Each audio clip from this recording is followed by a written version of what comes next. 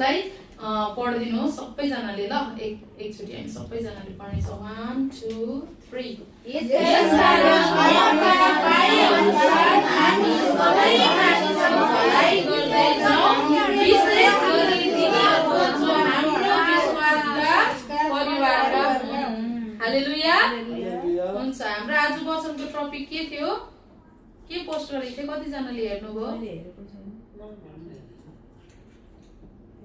धन्य हो ती मानिस जसले हेर्नु भएन,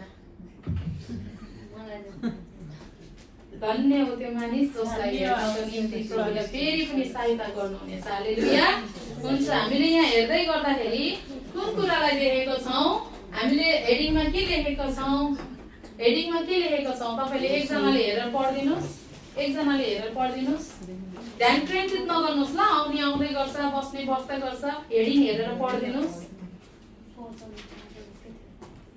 के छ आजको टपिक?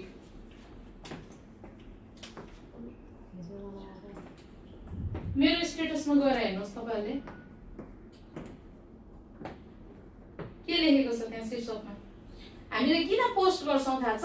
ताकि तपाईहरुले त्यो पोस्टलाई बुझ्न सकोस्। So many time हामीले एउटा कुरा याद गर्नुपर्छ, we are Christian but we are not a religion।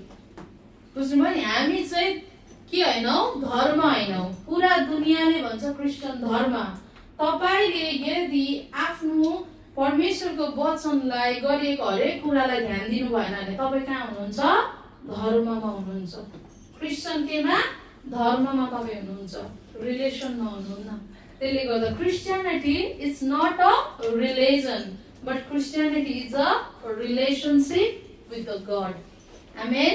परमेश्वरसँगको सम्बन्ध, तपाईको परमेश्वरसँग सम्बन्ध छ भने तपाईलाई मण्डलीको कुरा, वचनको कुरा हर चीज तपाईलाई याद हुन्छ। बुझ्नुभयो नि? हाम्रो आदरणीय रेणुका सिस्टर हुनुहुन्छ, तपाईले कुनै एक दिन तपाईको श्रीमानको लागि खाना पकाउनु बिर्सिनु भएको छ? बिर्सिनु भएको छ? छैन हैन। कुनै दिन हाम्रो यहाँनिर के भन्छ, संगीता सिस्टरले आफ्नो छोरीलाई सम्झिनु बिर्सिनु भएको छ? छैन। किन? Because you have a relation with them. तपाईको आफ्नो छोरीसँग सम्बन्ध छ, तपाईको आफ्नो छोरासँग सम्बन्ध छ। इभन म पनि एउटा वाइफ हो है, मेरो हस्बेन्ड हुनुहुन्छ, उहाँको म केही पनि बिर्सिन्दिनँ। उहाँलाई के मन पर्छ, कसो मन पर्छ, कस्तो खान्छ, उहाँ ड्युटी गएको हुनुहुन्छ, म पनि बिजी आफ्नो काममा हुन्छ, तर पनि म आफ्नो रुममा आएर खाना पकाएर everything I prepare for him because मलाई थाहा छ उहाँलाई के मन पर्छ, के राम्रो लाग्छ। एक दिन पनि म बिर्सिन्दिनँ उहाँको कुनै पनि यस्तो कुरा।